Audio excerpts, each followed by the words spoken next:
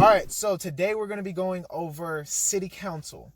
City Council is part of the legislative branch of your local government. So if you don't know about the three branches of government, please go check out my episode on that. I go into what those three branches are, their functions, and their different roles. So the local legislative branch, City Council, will be limited to what the state specifically grants to each county or city.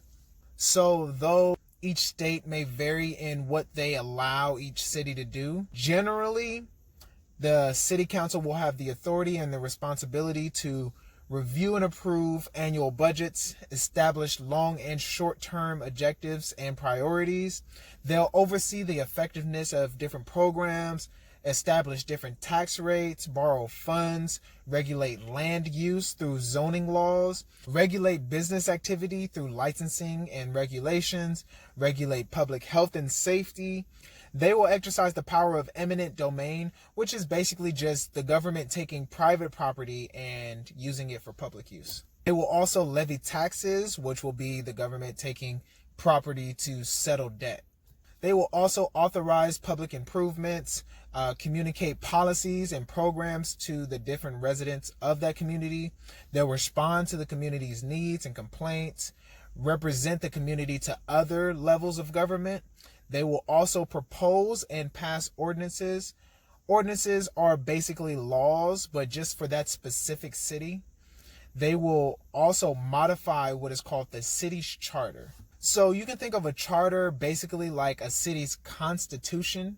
Just like the state has their state constitution, and as a nation we have our federal constitution, you can kind of think of a charter as the city's constitution. Now, cities that don't have charters would be considered a general law city. General law cities are simply bound by the state's general law. For example, under Texas law, unless a city charter is passed, cities have only those powers granted under the Texas Constitution and the general laws of that state. Some important positions in the city council would be like the president of the city council and the president pro tempore of the city council, who are both chosen by the council. So if the mayor is ever out of state, then the president of the council would become an acting mayor in his or her absence.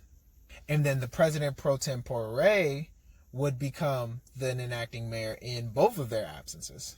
So it's just a line of succession. Mayor, president, president pro tempore.